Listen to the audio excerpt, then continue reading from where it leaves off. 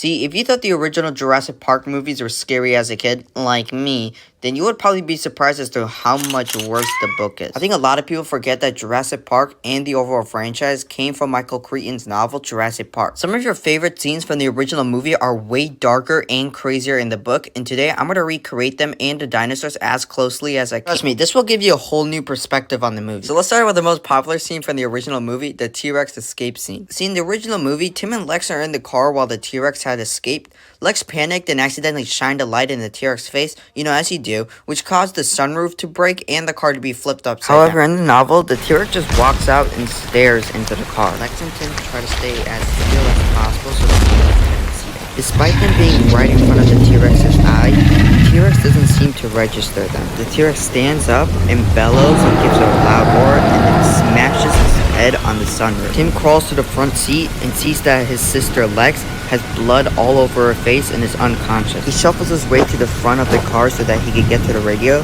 However, he looks up and just sees the T-Rex staring at him. The T-Rex wraps its mouth around the car and starts to shake it a little bit. Before long, the T-Rex had lifted up the car in the air and thrown it into the pit. In the drawing I just showed, the T-Rex is a bit more colorized than it is in the movie, and it also has black stripes around it. Now anyways, I think the reason they wouldn't want to include this in the movie is either one, the limitations they had with the animatronic and CGI, and two, that it was too unrealistic, which actually doesn't make sense as the T-Rex in real life could easily pick up a car. Next we have Ray Arnold's death with the Velociraptor. The movie is actually going to go more in depth into how he despawned, but was scrapped due to time restraints. But in the book, we actually saw what happened to him. First of all, we have to see the changes in the Velociraptor design. In the movie, they were just brown with no patterns on their skin. However, in the book, not only do they have patterns, but are also yellow in color, and they even have the tongue of a lizard, and their snout was more narrow. Now, this story I'm going to take from Clayton Ferrari because I didn't get to that part in the book. In the novel, Ray Arnold heads into the electrical generator where he tries to get the power back on. The room is pitch black, so we have to prop the door open with his shoe, but suddenly the door closed shut.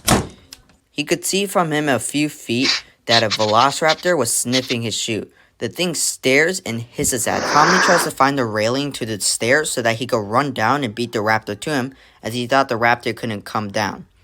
In a jolt, he ran downstairs and thought he was safe, until he heard a thud behind him. Standing just a few centimeters behind him was the raptor.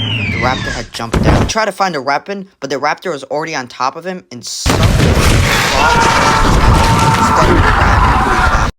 sucks for him. Now, if you thought that story is bad, wait until you hear about this one. Remember how Nedri died to the Dilophosaurus in Jurassic Park, where he got spat on by him? Well, in the book, it is way worse. Then this Nedri got out of his jeep and saw 40 feet away that it was a Dilophosaurus. It was standing upright and it was about 10 feet tall. The animal looked at Nedri and was chirping in a curious way. Then it spat on him. Weird, Nedri thought, but he dismissed it. He could feel a little tingling in the area where it was spat on, but he couldn't feel it for long because the dinosaur had just spat in his eye. Nedri collapsed on the ground, trying to get the spit out of his eyes. When he did, he saw nothing.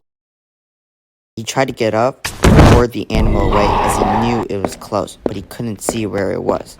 Then, he felt a slash in his belly. He felt what it was and realized he was holding his intestine. He fell to the ground and realized he was on the animal's foot. The animal sniffed him. He could smell his breath and wrapped his jaws on each side of his head. He lifted Nedri into the air, and all Nedri could hope for was that the pain to be over. Well, that was a pretty dark video, but I hope you guys really enjoyed it. Really weird to see the different designs that the novel had compared to the movie and how much more gruesome it is.